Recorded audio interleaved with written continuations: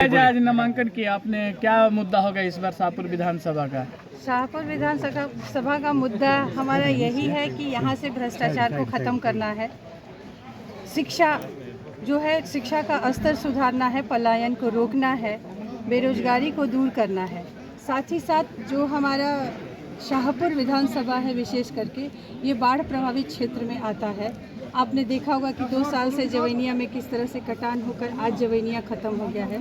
तो हमें विशेष रूप से हम लोग जवैनिया पे फोकस कर रहे हैं कि जब हमारी सरकार बनेगी तो किस तरह से बाढ़ से हम लोग निजात पाएंगे, उसका स्थायी निवारण निकाला जाएगा।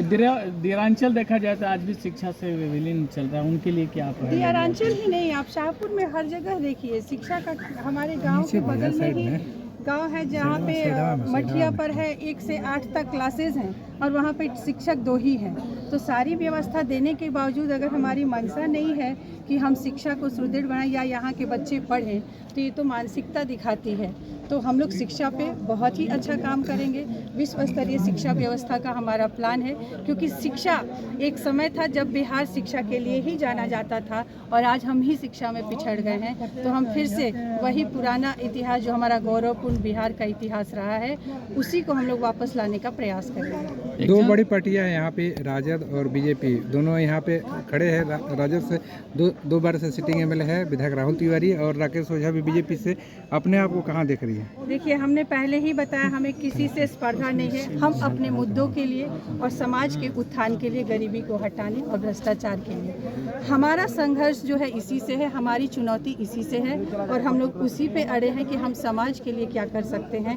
उसके लिए कौन पार्टी है, कौन विधायक है, उन सभी से किसी से हमारा मनोभाव नहीं है, किसी से हमारा मनमुटाव नहीं है। हम बिहार के पक्ष में हैं।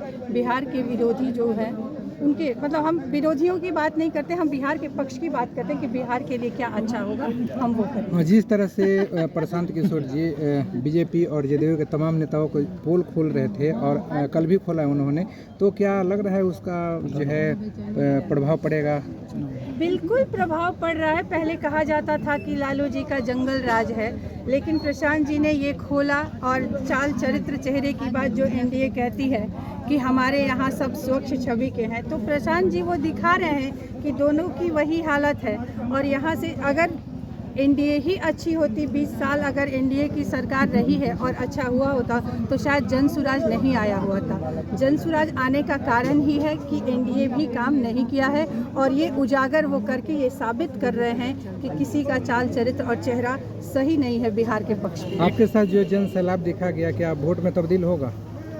वो तो समय बताएगा, हम ये नहीं कहेंगे। हम लोग गांव-गांव गए हैं, हर किसी को जगाने का प्रयास किए हैं।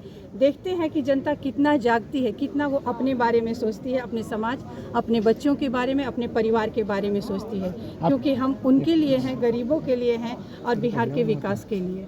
एक आखिरी सवाल है। जनशक्ति जनता दल के राष्ट्रीय अध्यक्ष ने बोला आपका बैग छाप है, बैग लेकर स्कूल में जाएंगे तो पढ़ेंगे ब्लैक बोर्ड पे। चलिए, कम से कम अच्छी बात है, शिक्षा की बात वो कर रहे हैं। मुझे अच्छा लगता है कि वो कम से कम विकास की बात, बिहार की बात करते हैं, शिक्षा की बात करते हैं, ये प्रशंसनीय है। आप खुद एक महिला हैं, आपकी पार्टी का महिलाओं के प्रति क्या विजन है? समय आएगा तो ये सब पता चलेगा, क्योंकि मैं एक महिला हूँ और महिला को किस तरह से किन किन समस्याओं का सामना करना पड़ता है वो बखूबी मैं जानती हूँ। समय समय पर मैं प्रयास करूँगी कि उन सारी समस्याओं को दूर किया जाए और महिला को और सुदृढ़ और सशक्त बनाया जाए। ठीक है।